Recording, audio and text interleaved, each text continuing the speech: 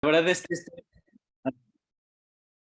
este tema es algo muy importante para nosotros porque tenemos que recordar que vivimos ya en los últimos días, entonces tenemos que estar preparados para todo. En mi caso, yo inicié pues el estudio de este tema el año pasado con la pandemia para prepararme justamente en esto, preparar mis bases, a aprender a por qué hacía lo que hacía, cuál era el sentido de guardar el sábado. O sea, traté de, pues, estudiar muchísimo y la verdad es que descubrí que el sábado es un estudio muy, muy grande. Pues va de inicio a fin de en toda la palabra de Dios. Entonces, pues en este momento vamos a ver solo lo que es una pequeña introducción a todo este tema. Quizá en algún otro momento pueda o podamos estudiarlo con más detalle o más partes. La verdad es que es un tema pues muy bonito. Eh, Entonces, pues tenemos el versículo, eh, el que leímos hace un momento, y pues dice otra vez, Mateo 15:9, pues en vano me honran enseñando como doctrinas mandamientos de hombres.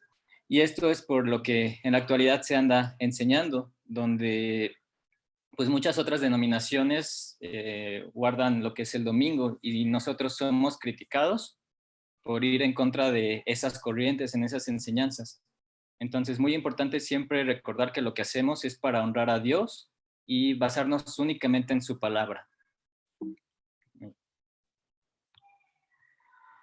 Entonces, pues hay que definir lo que es apologética del sábado para entender de qué vamos a hablar el día de hoy.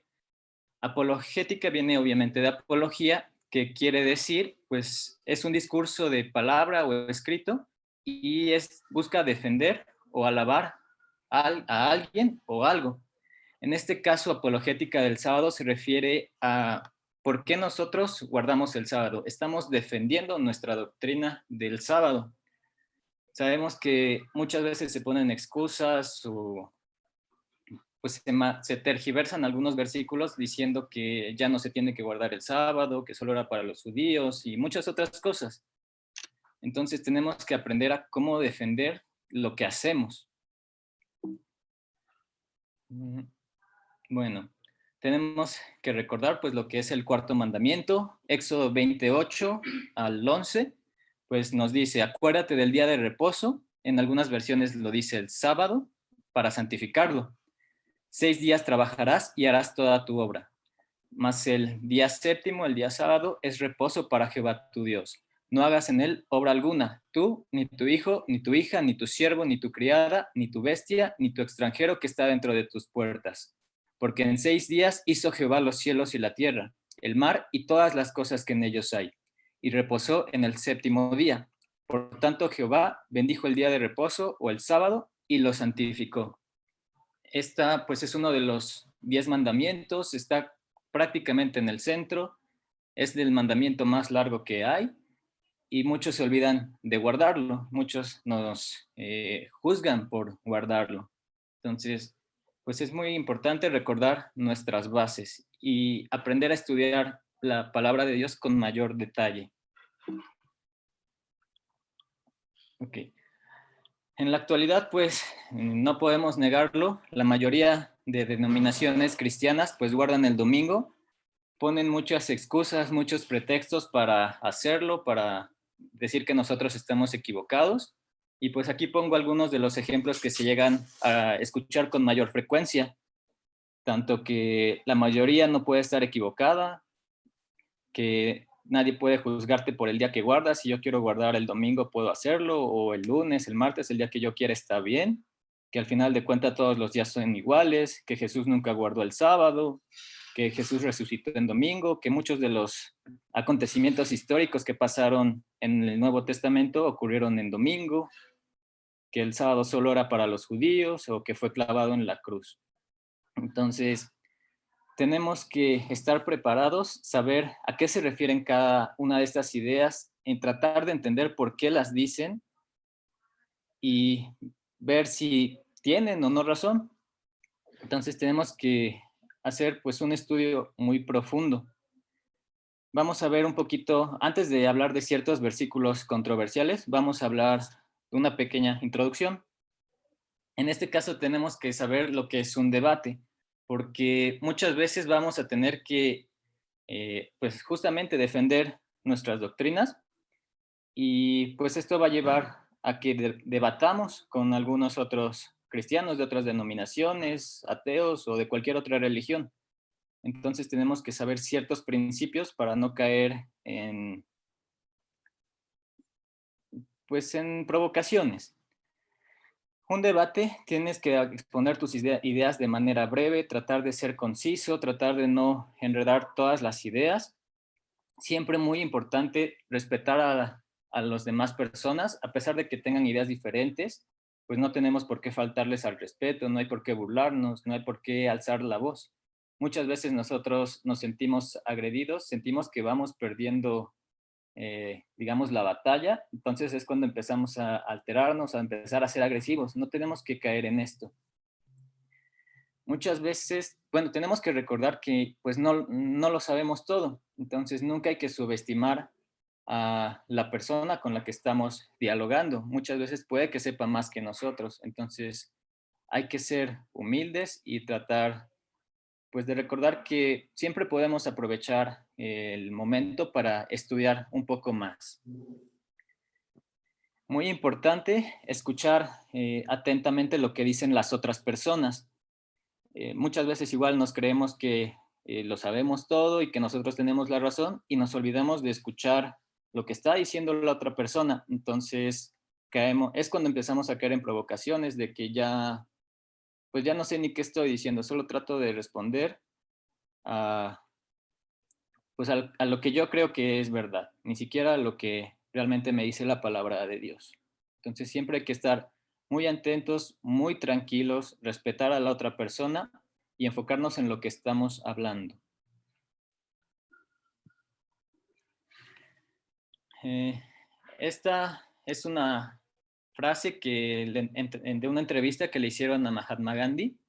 Fue en el 97, salió en los periódicos. Es pues bastante curiosa y bastante importante, incluso da para hablar de otros temas. Y pues nos dice, tengo gran respeto por el cristianismo.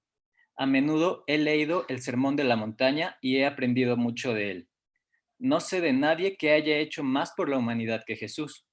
De hecho, no hay nada malo con el cristianismo, pero el problema es con ustedes, cristianos, que no comienzan a vivir en base a lo que ustedes mismos enseñan. Y pues esto es una fuerte crítica, pero que pues dice mucha verdad. Muchas veces queremos imponer nuestras ideas y terminamos haciendo más daño de lo que podríamos haber ayudado. Y pues esto lo hemos visto a lo largo de la historia del cristianismo. Siempre hemos visto cómo, pues por culpa de que no prestamos atención adecuada a la palabra de Dios, terminamos causando pues un mayor daño.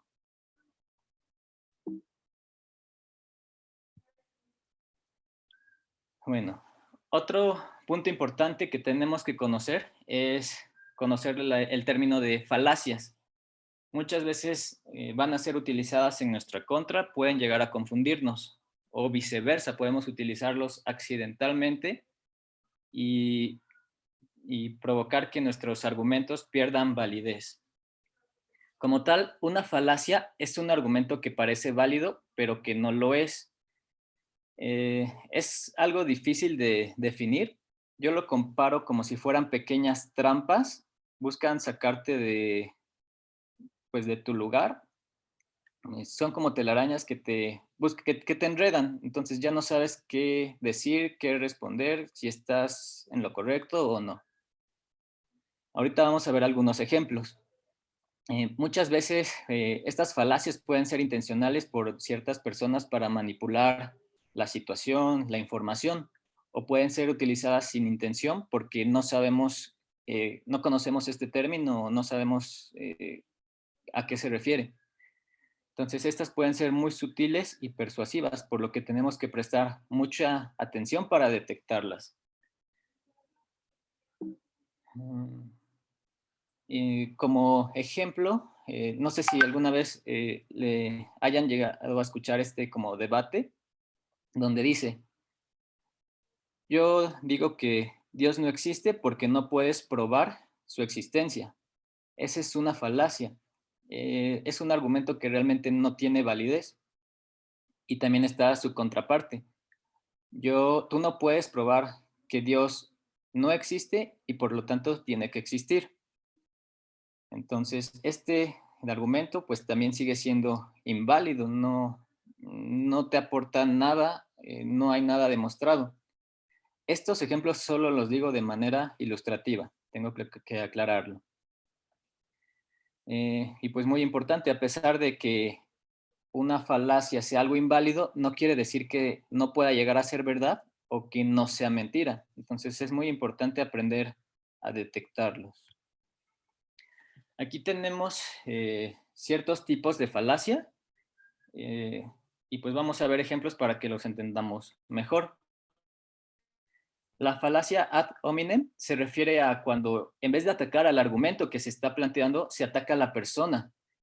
Un ejemplo es cuando nosotros estamos hablando del sábado y las personas con las que estamos hablando nos dicen que, eh, pues que sí, pero al final de cuentas nosotros los sabatistas no, pues no ni siquiera sabemos guardar el sábado porque hacemos varias cosas y demás. Ahí, en vez de atacar el argumento del sábado, están atacando a las personas que guardan el sábado. Entonces, esto es una falacia, o sea que este argumento no tiene validez dentro del tema planteado. Otro tipo de falacia, ad ignorantiam, se refiere a cuando yo no estoy realmente preparado, yo no conozco el tema, entonces mi digamos, adversario va a decir que él tiene la razón solo porque yo no puedo argumentar. Esto también es un tipo de falacia, o sea, no porque yo no pueda eh, responder a cierto argumento, quiere decir que mi oponente, pues él tiene la razón. Ad veracundiam se refiere a cuando tienes que alegar a alguien con autoridad para decir que el argumento es válido. Un ejemplo es como cuando, pues pongámoslo así, que porque el Papa lo dice, pues así es, ¿sí? No puede ser de otra manera porque el Papa lo dice. Entonces, no porque haya alguien con alto rango o un alto cargo quiere decir que él tenga la razón. Este también es un tipo de falacia. Tenemos lo que es la falacia del francotirador, donde empiezan a juntar varias ideas, a tergiversar eh, algunas ideas. Aquí podríamos aplicar lo que es el domingo, donde hay varios sucesos que ocurren en domingo en el Nuevo Testamento. Entonces van a decir que aquí ya con esos ciertos sucesos, pues ya se ha cambiado del sábado al domingo como día de reposo. Entonces esto tampoco tiene validez. Tenemos la falacia del hombre de paja, donde tergiversan nuestras palabras. Nosotros estamos hablando, las personas cambian lo que nosotros dijimos y se da un argumento nuevo pues que no vino de nosotros. Y ad baculum, esta falacia se refiere cuando ya perdemos el control y empezamos a emplear la fuerza bruta para que se acepten nuestras ideas. Estos son como los tipos más frecuentes con los que podemos llegar a enfrentarnos, entonces tenemos que aprender a reconocerlos.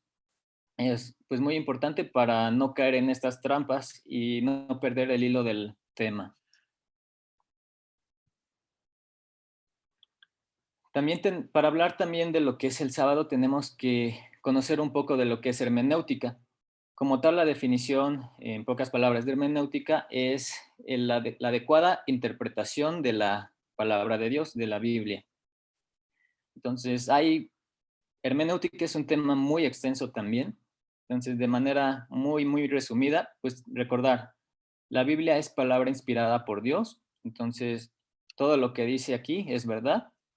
No necesito de algún otro texto para corroborar lo que dice la Biblia. No necesito tradiciones para confiar en lo que dice la Biblia. La Biblia se interpreta sola, nuevamente no necesito de ningún otro texto. La Biblia siempre va a interpretarse. Y la Biblia no puede contradecirse. Hay veces que parece que que se contradice, pero realmente no puede ser. Tenemos que recordar que uno de los principios más importantes para el cristianismo protestante es el principio de la sola escritura, que nos dice que nuestra fe es solo por la palabra de Dios, ¿sí? No necesitamos de nada más, ninguna otra fuente. En este caso, pues recordarnos a nosotros, cuando hablamos con otras denominaciones, no sería válido sacar lo que es el espíritu de profecía por este principio de sola escritura. Nosotros sabemos que pues la tía Elena fue inspirada por medio del Espíritu Santo, es profeta de Dios, pero pues no está bien que lo hablemos con otras denominaciones de esta manera, simplemente porque por el principio de sola escritura podríamos generar malinterpretaciones o malos entendidos. Nuevamente, la Biblia se interpreta a sí misma. Muchas veces aquellos símbolos que vemos en la profecía podemos ver su interpretación en algunos otros textos. Y pues la Biblia es accesible para todos. Quiere decir que cualquiera puede encontrar sabiduría en la palabra de Dios. Algunas otras iglesias lo que hacen es decir que solo cierta gente, cierta autoridad eclesiástica es quien puede verdaderamente interpretar la palabra de Dios, y pues sabemos que esto no es así. Ahora sí que la palabra de Dios es para todos, todos podemos acercarnos a ella y saber que pues es Dios el que habla y quiere hablar con todos nosotros. Y pues una pequeña frase, me imagino que todos la hemos escuchado en algún momento. Tenemos que recordar que un texto sin un contexto es solo un pretexto. Entonces, muchas veces se sacan versículos bueno, se pierde, se tergiversa el significado de algún versículo. Entonces, tenemos que recordar que el contexto mm, pues nos va a decir de qué estamos hablando o cuál es el verdadero significado de lo que dice. Y pues vamos a empezar ahora sí con lo que es la apologética de ciertas ideas que se llegan a dar. No sé si alguna vez han escuchado a alguien decir esto, que pues no hay diferencia en el día que guardas, que cualquier día que tú quieras guardar para Dios está bien, y pues lo justifican con esto. Romanos 14:5, la idea general está hasta el versículo 10. Ahorita nos vamos a enfocar solo en el versículo 5 y 6. No sé si alguien me puede hacer favor de leerlo, ya sea que lo lea de su Biblia o si quiere leerlo aquí en la pantalla. Yo te ayudo a leerlo. Gracias. Uno hace diferencia entre día y día, otro juzga iguales todos los días. Cada uno esté plenamente convencido en su propia mente.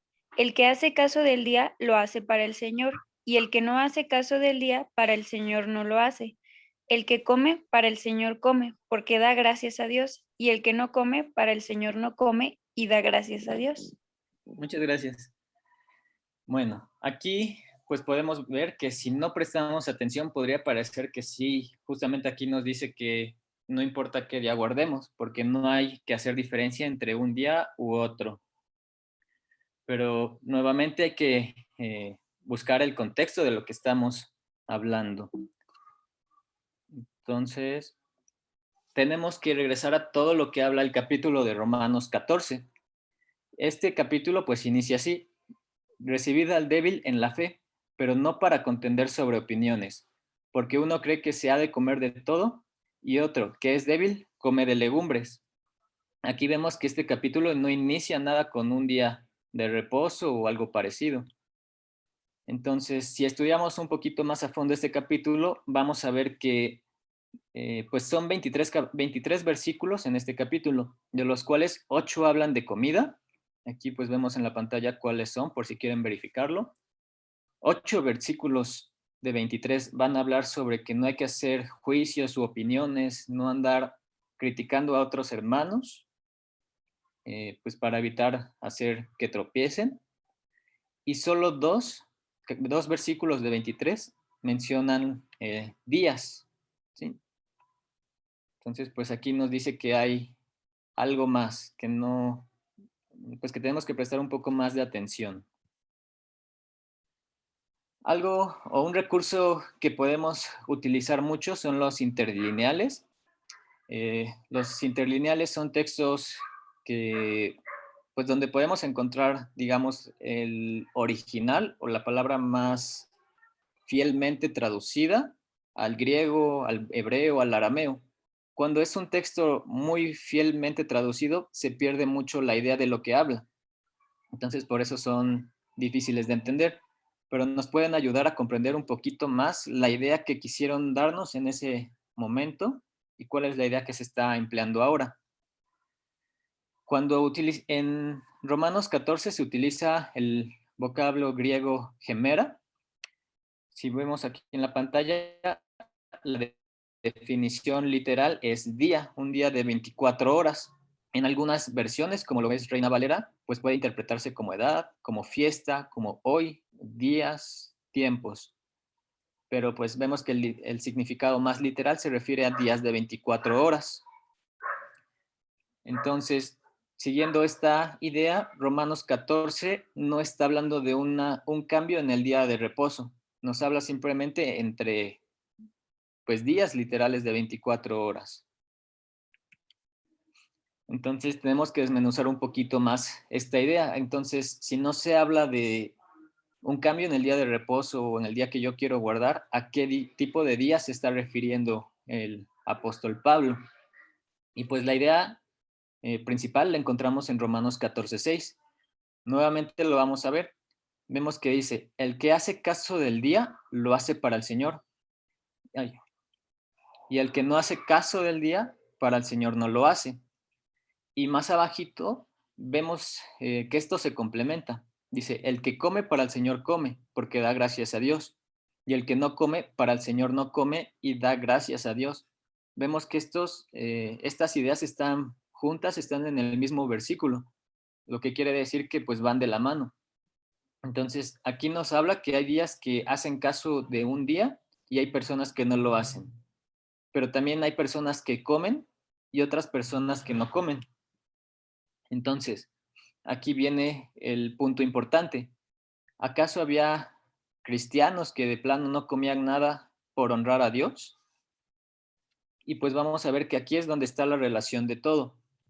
Vemos que había personas que no comían en cierto día y que había personas que sí comían en cierto día. Ya leyéndolo pues a más detalle vemos que quien comía en alguno de estos días, ese lo estaba haciendo para Dios. Y aquel que no comía en alguno de estos días, pues igual, lo hacía para Dios, siempre dando gracias.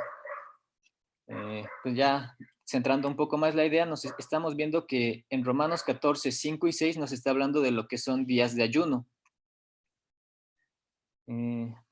Vemos que, pues sí, había días que ya estaban estipulados para ayunar. Tenemos el ejemplo en Lucas 18:11, donde dice, el fariseo, puesto en pie, oraba consigo de esta manera, Dios, te doy gracias porque no soy como los otros hombres, ladrones, injustos, adúlteros, ni aun como este publicano.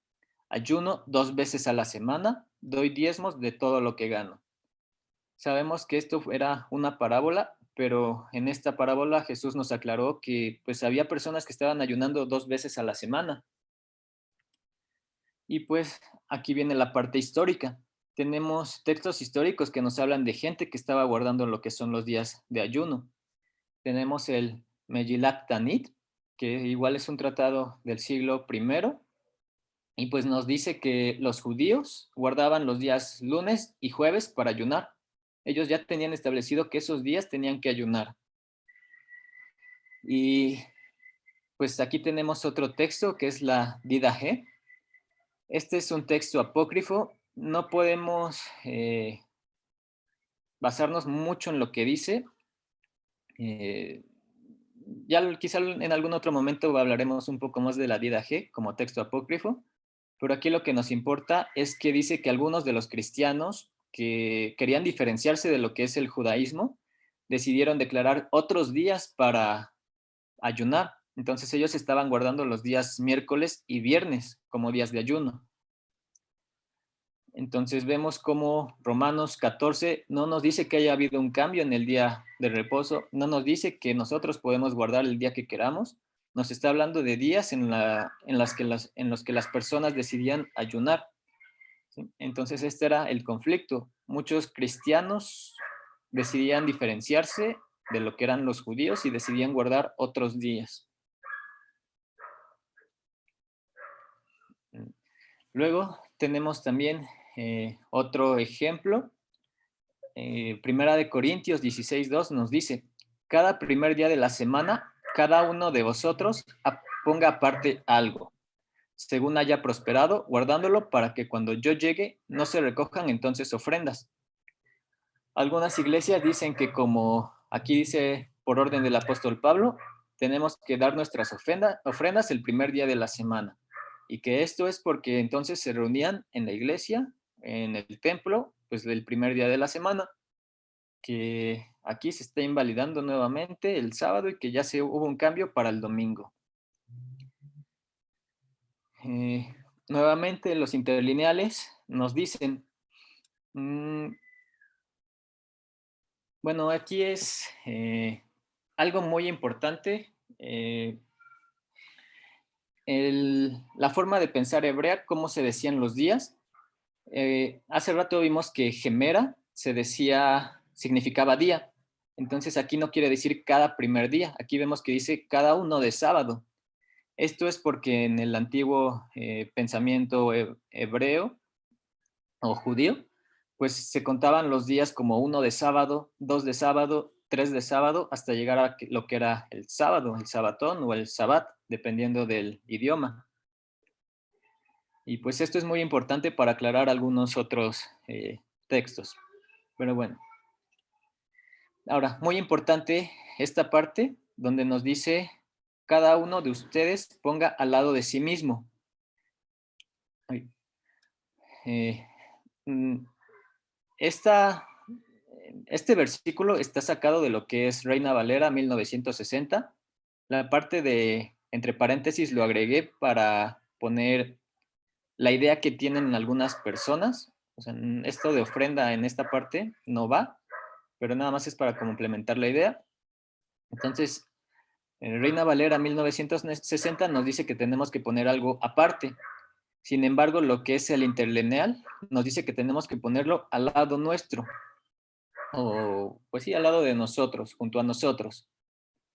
Entonces, aquí no está diciendo que tenemos que ir y llevarlo a la iglesia, llevarlo al templo. No está hablando de llevar una ofrenda o un diezmo.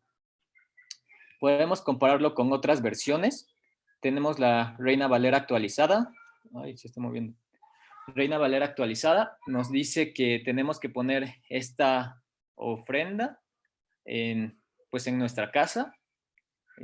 La Biblia Cantera Iglesias, me parece que es una Biblia católica, pues nos dice igual que tenemos que reservarlo en casa.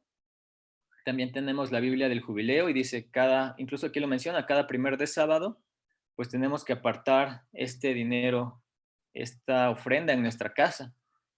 Entonces, pues aquí nos dice, no que teníamos que llevarlo a la iglesia, al templo. ¿Qué tipo de ofrenda es a lo que se refiere en este caso?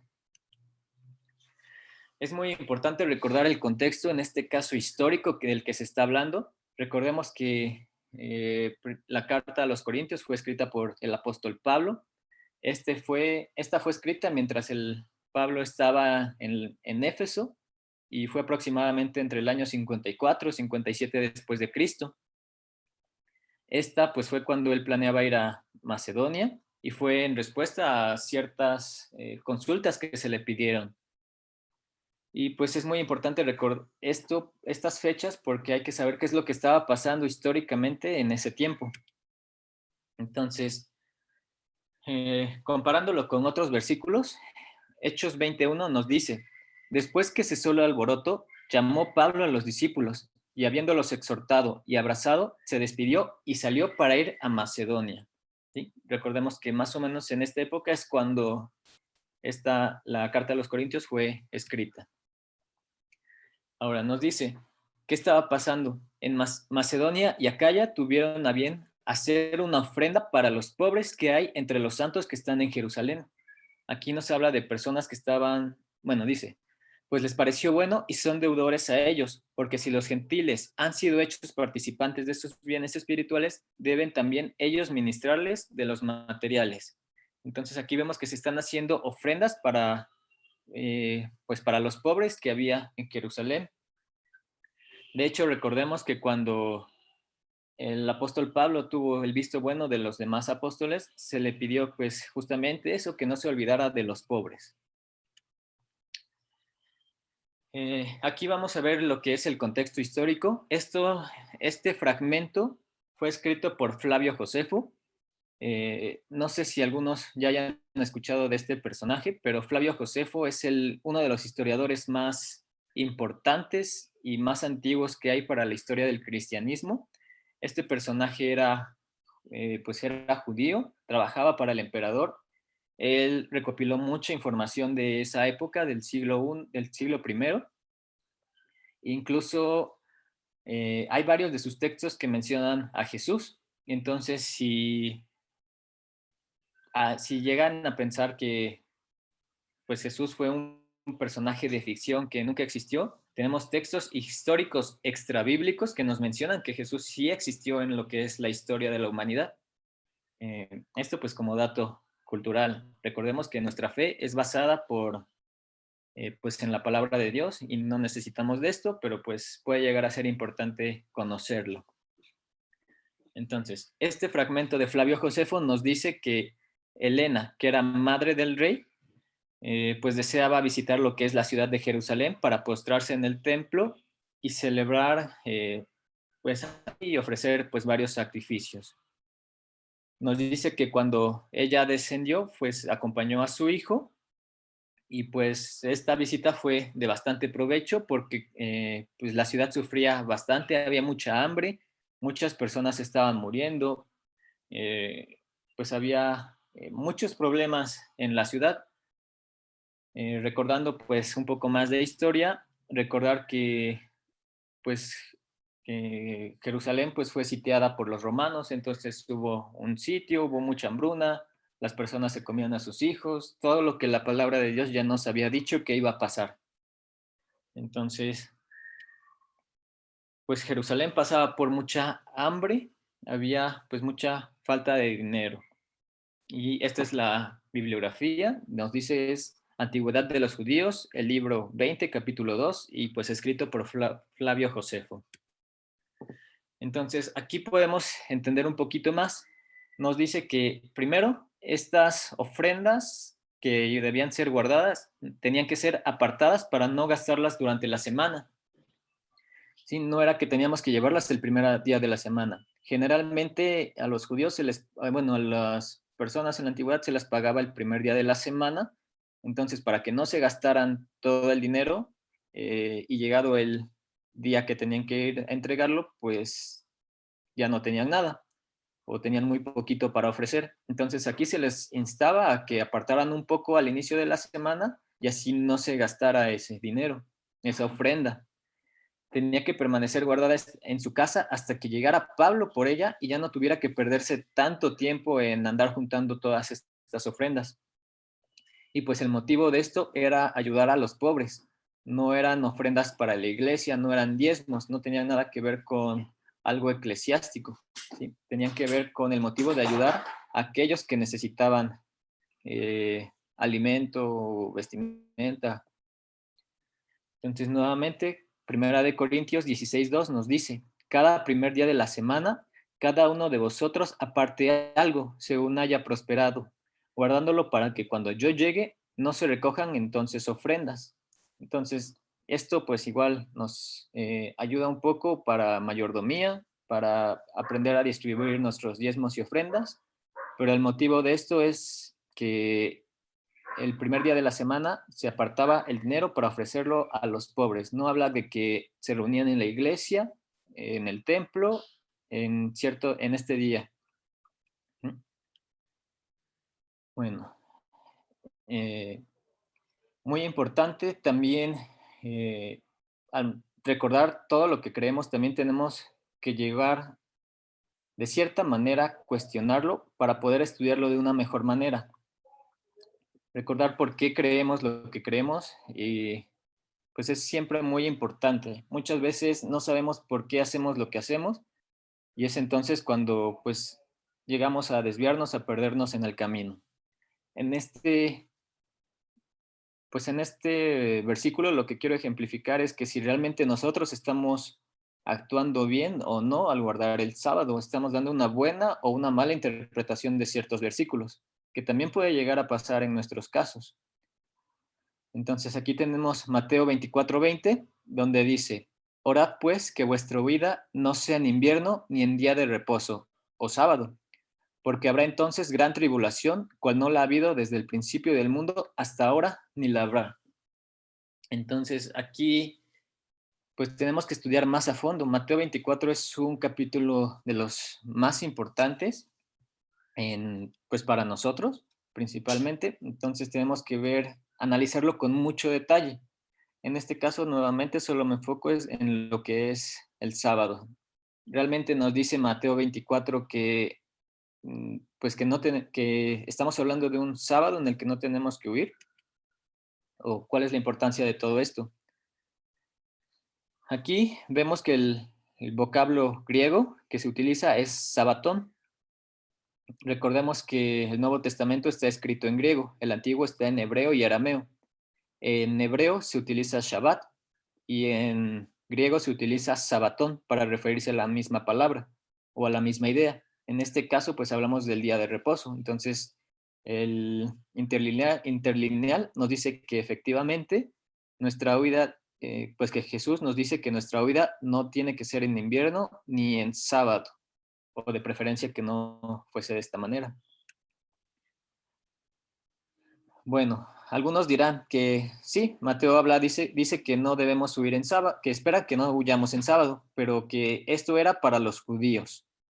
Y pues ponen esto, empezando desde el 15, no sé si alguien me puede ayudar, Mateo 24, 15 al 21, está en la pantalla o si quieren leerlo en su Biblia.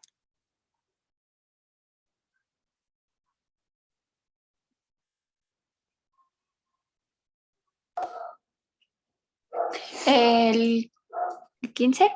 Sí, del 15 al 21, por favor. Ok, todo, ¿verdad? Lo que está en la pantalla. Sí, por favor. Dice, por tanto, cuando veáis en el lugar santo la abominación desoladora de que habló el profeta Daniel, el que lee entienda, entonces los que estén en Judea huyen a los montes. El que esté en la azotea no descienda para tomar algo de su casa, y el que esté en el campo no vuelva atrás para tomar su capa. Mas hay de las que estén encintas y de las que críen en aquellos días. Orad pues que vuestra huida no sea en invierno ni en día de reposo, porque habrá entonces gran tribulación, cual no la ha habido desde el principio del mundo hasta ahora, ni la habrá. Muchas gracias, Ana.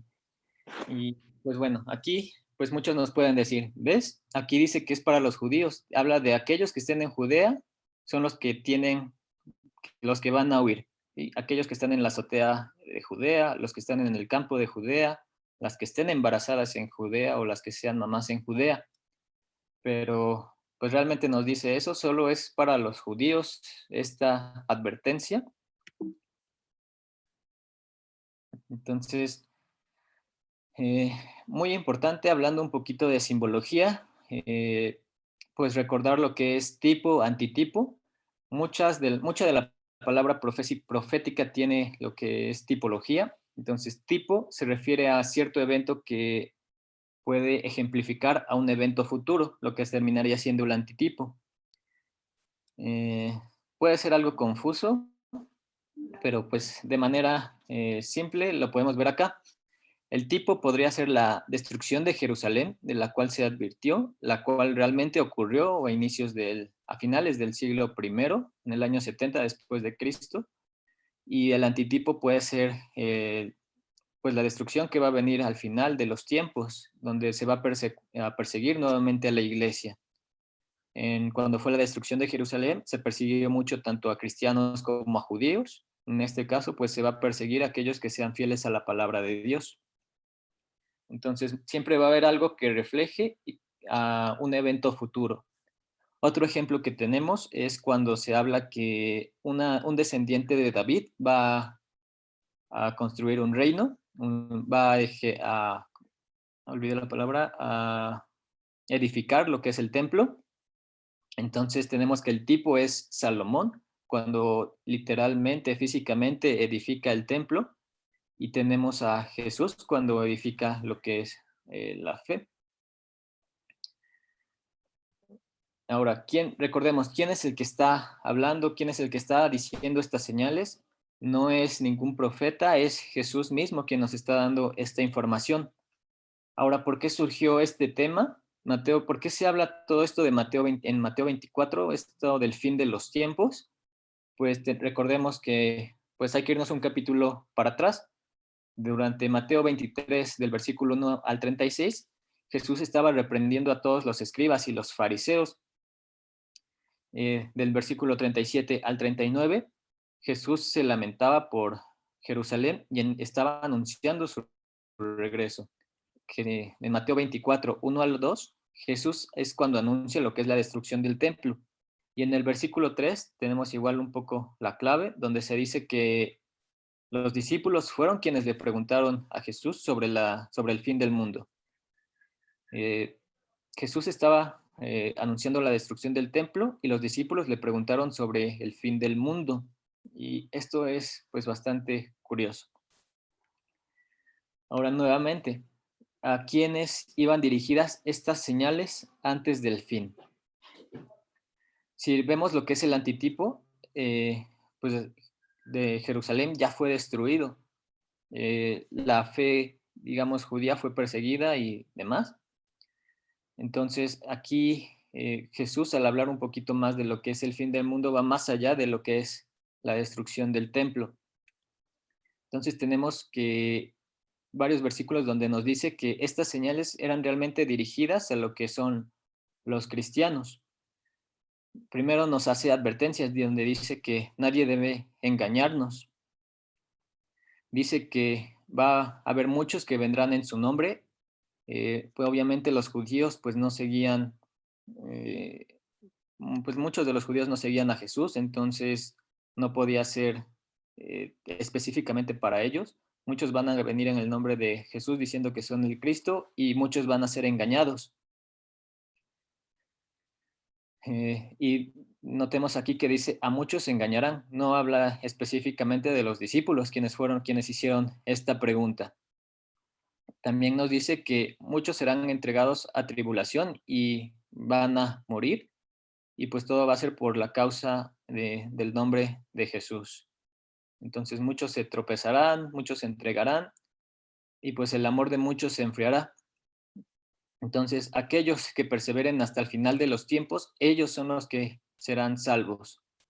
Eh, para estos tiempos recordemos que ya ha pasado muchos años, ya ha habido muchos mártires, pues mucho de esto ya ha pasado y pues recordemos que todo esto se va a repetir. Entonces, pues aquí nos va diciendo justamente, esto no es algo que era solo para los judíos, es aquellos que siguen a Cristo, que seguimos a Jesús, que seguimos su palabra. Entonces aquí es donde podemos ver que Mateo 24 no habla específicamente de que esas señales son para los judíos, sino para todo aquel que sigue la palabra de Dios. Me parece que sí es la última. Como les mencionaba al principio, pues este es un tema bastante extenso. Quise hacerlo algo corto porque sé que pues no, nunca vamos a acabar realmente de estudiar lo que es apologética del sábado. Tenemos que abarcar muchísimas ideas. A veces pues es un estudio tan intenso que pues nos llegamos a afligir bastante. Realmente es para más de pues para que podamos abordarlo en más de una ocasión. Espero que con esto pues haber ayudado un poco para que podamos recordar, aferrarnos siempre, siempre a lo que es la palabra de Dios y solamente su palabra. Tratar de, cuando llegue la ocasión, podamos defender en lo que creemos, saber de qué manera hacerlo, porque es muy importante la manera en que defendamos algo. Eso da testimonio de nosotros como cristianos, como hijos de Dios. Entonces siempre tenemos que hacerlo todo de una manera correcta. En este caso, pues es investigando, poniéndonos a estudiar adecuadamente la palabra de Dios, ir más allá de lo que nos dice, ver todo lo que hay alrededor y tratar de no poner interpretaciones nuestras, siempre encomendarnos a Dios, que su Espíritu Santo nos guíe para poder eh, pues no desviarnos del camino, sino siempre seguir los planes que Dios tiene para nosotros. Espero pues en otra ocasión poder continuar con nuestro estudio porque pues da para muchísimo más. Entonces sería todo de mi parte por hoy.